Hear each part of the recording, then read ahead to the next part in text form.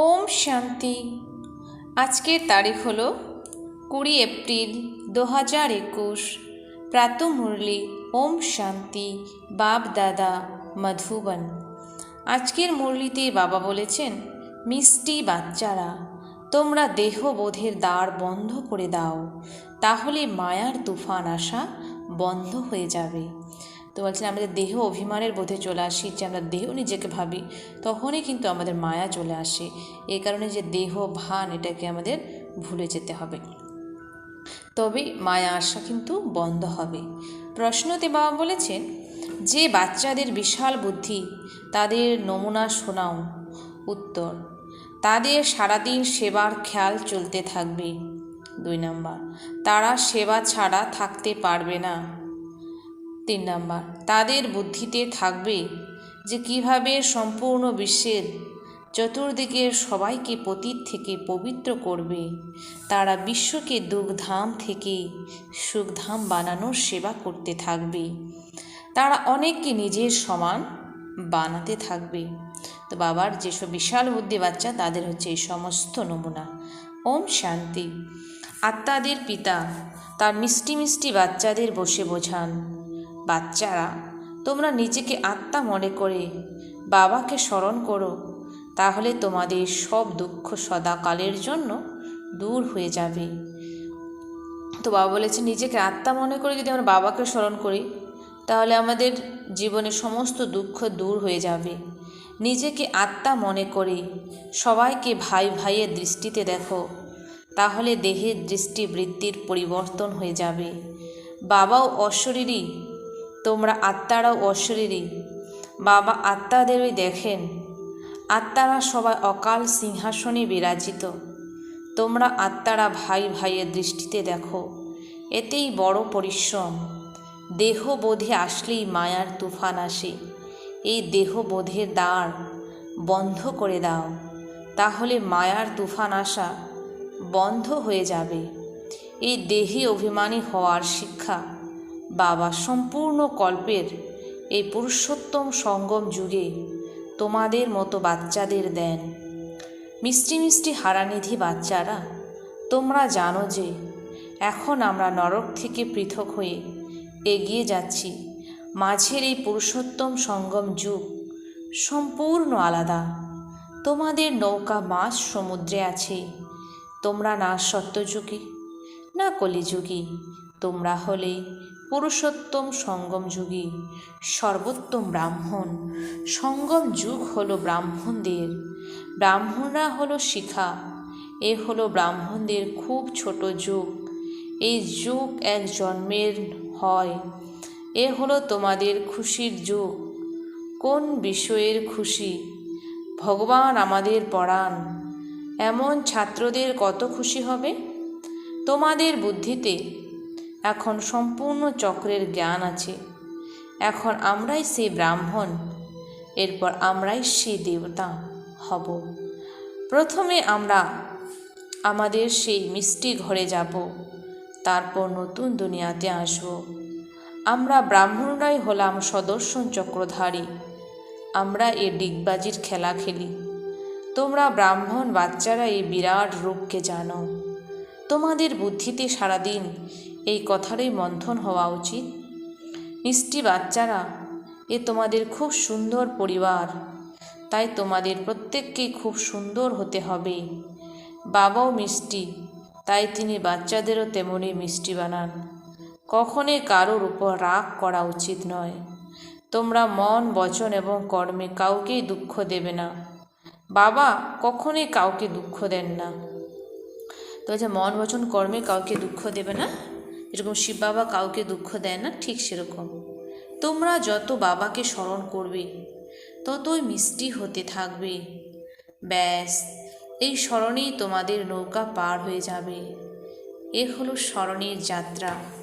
এই স্মরণ করতে করতেই তোমাদের ভায়া শান্তিধাম হয়ে সুখধামে যেতে হবে। বাবা এসেছেন ওই বাচ্চাদের সদা সুখী বানাতে। বিকার রূপী ভূত দূর করার যুক্তি বাবাই বলে দেন। তোমরা আমাকে স্মরণ করো, তাহলে এই ভূত দূর হতে থাকবে। কোনো ভূতকেই সাথে নিয়ে যেও না। কারোর মধ্যে যদি ভূত থাকে তাহলে এখানেই আমার কাছে রেখে যাও। তোমরা তো বলোই, বাবা তুমি এসে আমাদের ভূতকে দূর করে পতীত থেকে পবিত্র করো। তাই বাবা তোমাদের কত ফুলের মতো তৈরি করেন। বাবা আর দাদা দুইজন মিলে তোমাদের শৃঙ্গার করেন। মাতা পিতাই তো বাচ্চাদের শৃঙ্গার করেন, তাই না? তিনি হলেন জাগতিক পিতা আর ইনি হলেন অসীম জগতের পিতা। বাচ্চাদের তাই নিজেরা খুব ভালোবেসে চলতে হবে এবং চালাতে হবে। সব বিকারের দান করে দিতে হবে। দান দিলে গ্রহণ মুক্ত হবে। এখানে কোনো বাহানা ইত্যাদির কোনো কথা নেই। প্রেমের দ্বারা তোমরা যে কোনো ব্যক্তিকে বশ করতে পারো। তো বলছে প্রেম এমন একটা জিনিস যে আমরা যে কোনো ব্যক্তিকে বশ করতে পারি। তোমরা ভালোবেসে বোঝাও। ভালোবাসা খুব মিষ্টি জিনিস। বাঘ, হাতি এবং অন্য জানোয়ারদেরও মানুষ প্রেমের দ্বারা বশ করে নেয়। এরা তো তবু আসুরি মনুষ্য। তোমরা তো এখন দেবতা তৈরি হচ্ছ, তাই তোমাদের দেবী গুণ ধারণ করে খুব খুব মিষ্টি হতে হবে। একে অপরকে ভাই ভাই বা ভাই বোনের দৃষ্টিতে দেখো। আত্মা অন্য আত্মাকে কখনোই দুঃখ দিতে পারে না। বাবা বলেন, মিষ্টি বাচ্চারা, আমি তোমাদের স্বর্গের রাজ্য ভাগ্য দিতে এসেছি। এখন তোমরা যা চাও তাই আমার কাছে থেকে নাও। আমি তো তোমাদের বিশ্বের মালিক, ডবল মুকুটধারী বানাতে এসেছি, কিন্তু পরিশ্রম তোমাদেরই করতে হবে। আমি কারোর মাথায় মুকুট রাখবো না। তোমাদের নিজের পুরুষার্থে নিজেকে রাজতিলক দিতে হবে। বাবা পুরুষার্থের যুক্তি বলে দেন যে এইভাবে নিজেকে বিশ্বের মালিক, ডবল মুকুটধারী করতে পারো। তোমরা পড়ার প্রতি সম্পূর্ণ মনোযোগ দাও।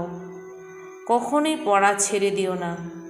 কোনো কারণে অসন্তুষ্ট হয়ে যদি পড়া ছেড়ে দিলে তাহলে অনেক ক্ষতি করে ফেলবে। তোমরা ক্ষতি আর লাভকে দেখতে থাকো। তোমরা ঈশ্বরের বিশ্ববিদ্যালয়ের ছাত্র। ঈশ্বর বাবার কাছে পড়ছো। এই পড়া পড়ে তোমরা পূজ্য দেবী দেবতা তৈরি হচ্ছ। তাই এমন স্টুডেন্টদেরও রেগুলার হওয়া চাই। স্টুডেন্ট লাইফ হলো সবচেয়ে ভালো।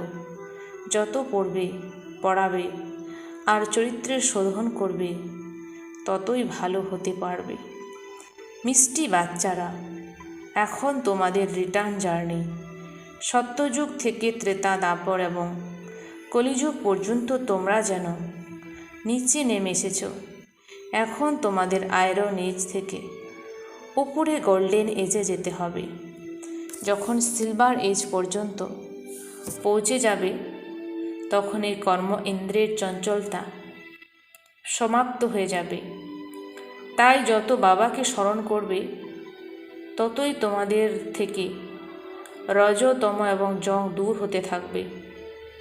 আর জং দূর হতে থাকবে ততই চুম্বকরূপী বাবার প্রতি আকর্ষণ বাড়তে থাকবে। আকর্ষণ বাড়ে না, অর্থাৎ জং এখনও লেগে আছে। এই জং যখন একদম দূর হয়ে প্রকৃত সোনা হয়ে যাবে, সেই হলো অন্তিম কর্মাতীত অবস্থা। তোমাদের গৃহস্থ জীবনে প্রবৃত্তি মার্গে থেকেও কমল পুষ্প সমান হতে হবে। বাবা বলেন, মিষ্টি বাচ্চারা, তোমরা ঘর গৃহস্থের দেখাশোনা করো। শরীর নির্বাহের কারণে কাজকর্মও করো। এর সাথে সাথে এই পড়াও করতে থাকো। এমন গায়নও আছে, যে হাতে কাজ আর মুখে নাম। কাজকর্ম করতে করতে এক প্রিয়তম বাবাকে স্মরণ করতে হবে। তোমরা হলে অর্ধেক কল্পের প্রেমিকা। অগাধ ভক্তিতেও দেখো যে কৃষ্ণ ইত্যাদির কত প্রেমের সঙ্গে স্মরণ করে। সে হলো অতি ভক্তি, অর্থাৎ অগাধ ভক্তি। সেখানে কৃষ্ণের অটল ভক্তি থাকে, কিন্তু এতে কেউ মুক্তি পায় না। আর এ তো হলো নিরন্তর স্মরণের জ্ঞান। বাবা বলেন, আমি হলাম পতিত পাবন, তোমরা আমাকে স্মরণ করো, তাহলে তোমাদের পাপ নাশ হয়ে যাবে। কিন্তু মায়া অনেক শক্তিশালী, সে কাউকেই ছাড়ে না। তো মায়া এত শক্তিশালী যে কাউকে ছাড়ে না। মায়ার কাছে বারবার হেরে গেলে তো মাথা নত করে প্রায়শ্চিত্ত করা উচিত। বাবা তার মিষ্টি বাচ্চাদের শ্রেষ্ঠ হওয়ার জন্য শ্রেষ্ঠ মত দান করেন। বাবা যখন দেখেন যে বাচ্চারা এত পরিশ্রম করে না, তখন বাবার দয়া হয়।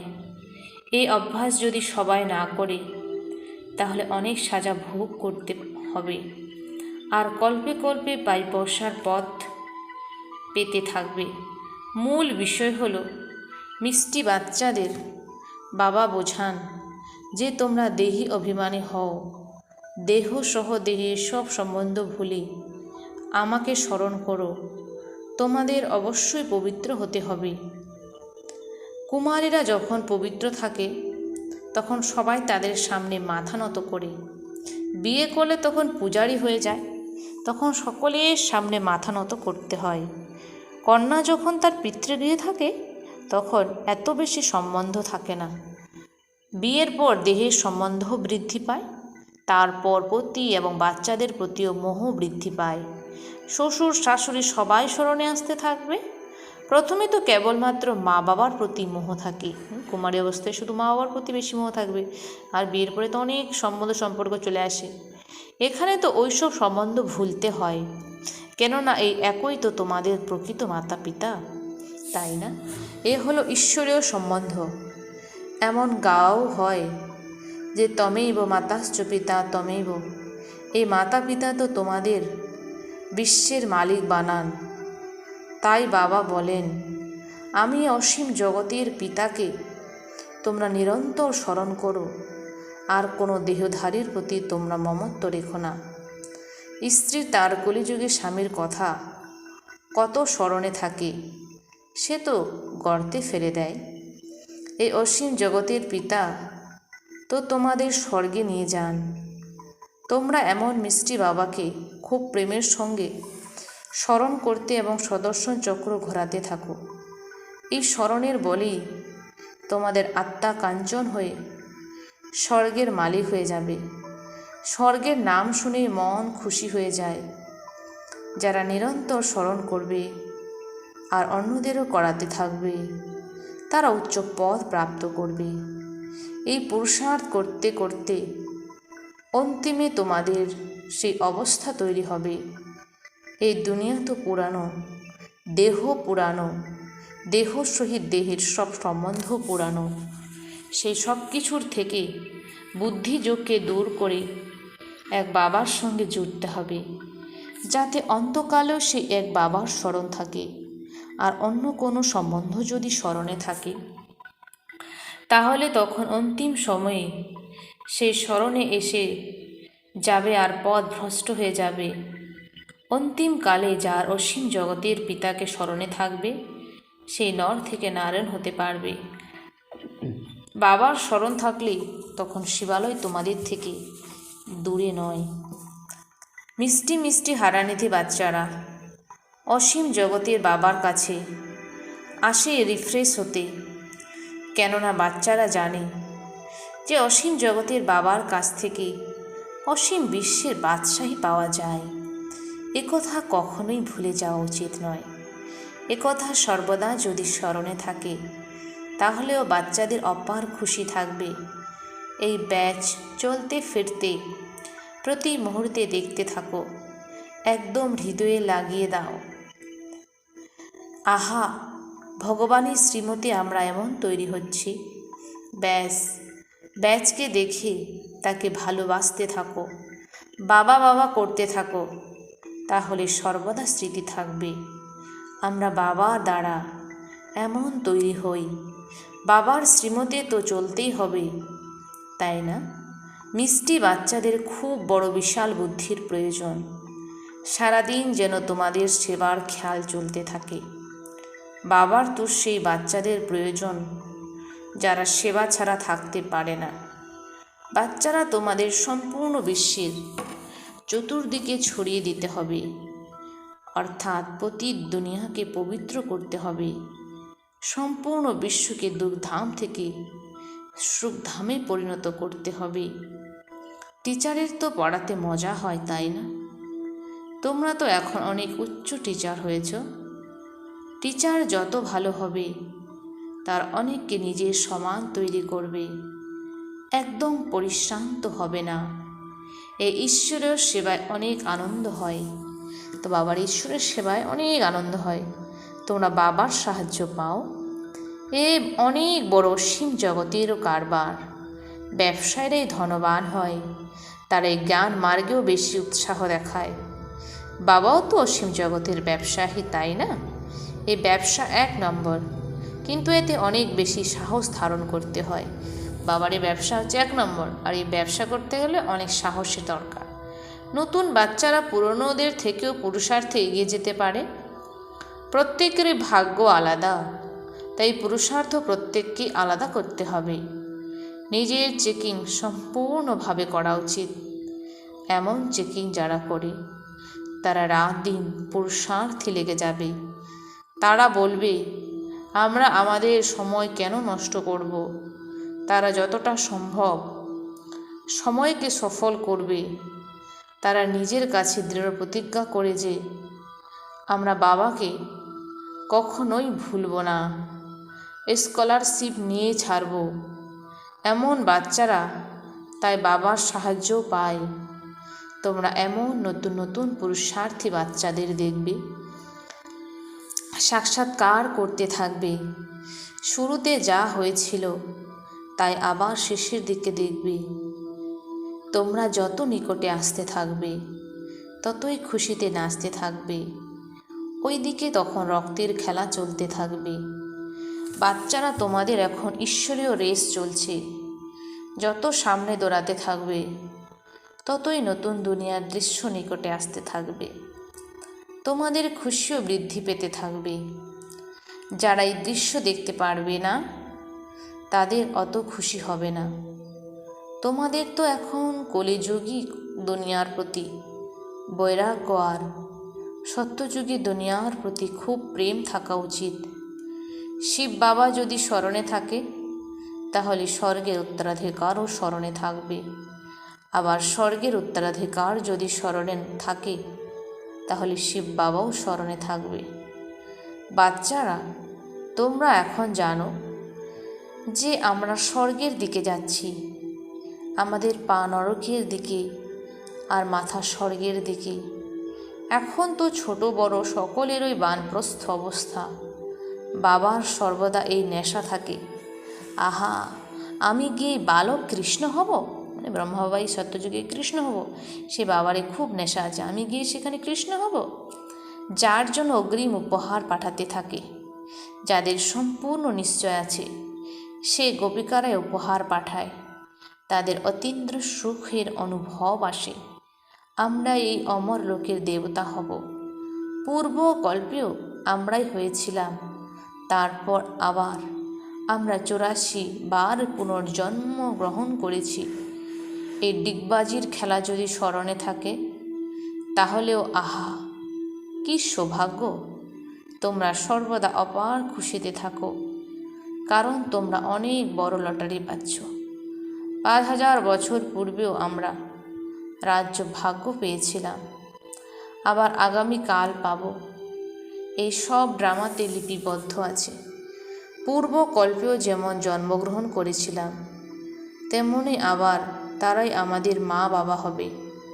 যিনি কৃষ্ণের বাবা ছিলেন তিনি আবার হবেন। এমনভাবে যারা সারাদিন চিন্তন করতে থাকবে তারা আনন্দের মধ্যে থাকবে। বিচার সাগর মন্থন না করলে তবে মনে করো এই আনহেলদি হয়ে গেল। গরু যখন খাবার খায় তখন সারাদিন জাবর কাটতে থাকে, মুখ চলতেই থাকে। গরুর একবার খাবার খেলে না সারাদিন সেগুলো ঘাসকে জাবর কাটতে থাকে। তো বাবা বলছে আমাদেরকে সেই জ্ঞানটাকে সবসময় চিন্তন করতে হবে। মুখ যদি না চলে তাহলে মনে করা হবে এ অসুস্থ। এখানেও তেমনই, গরু যদি না খায় তা ভাববে সে অসুস্থ আছে। তো এখানেও যারা জ্ঞান শোনাবে না তারা মনে হচ্ছে তারা হবে অসুস্থ।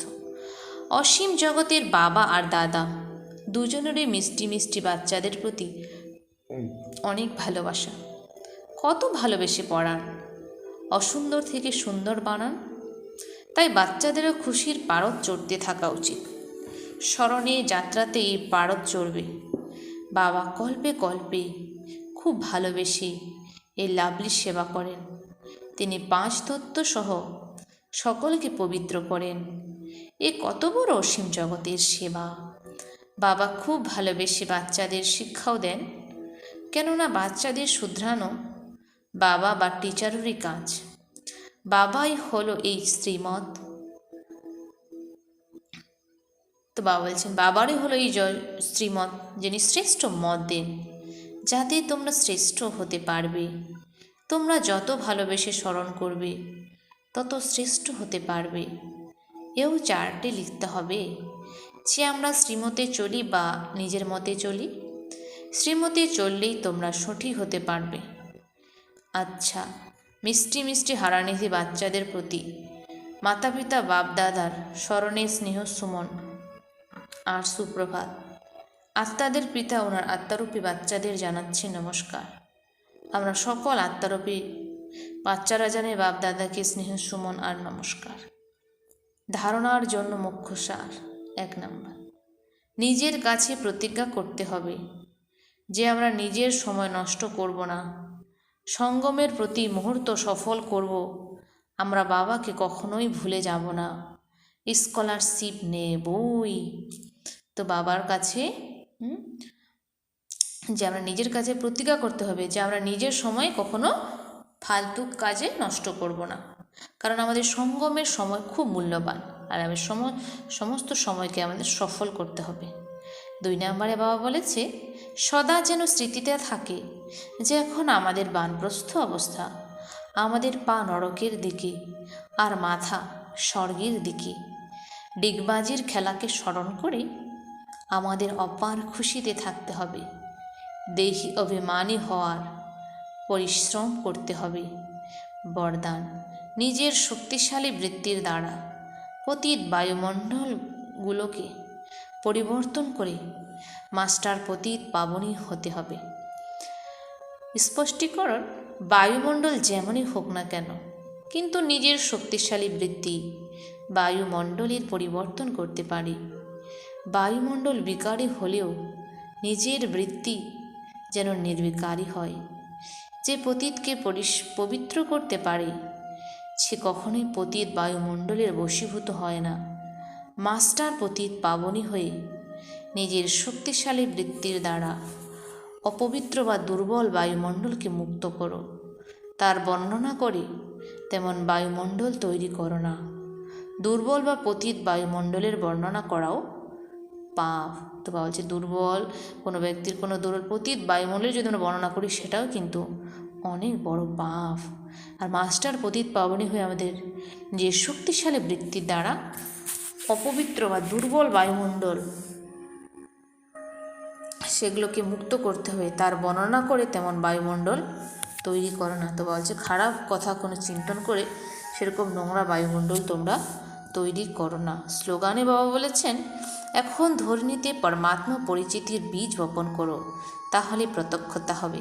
ধরণীতে পরমাত্মা এই সৃষ্টিতে চলে এসেছেন, তার পরিচিতির যে বীজ বপন করতে হবে, তবে আমরা বাবারই প্রত্যক্ষতা তাড়াতাড়ি করতে পারবো। ওম শান্তি। ধন্যবাদ বাবা আজকের এই মিষ্টি মুরলির জন্য।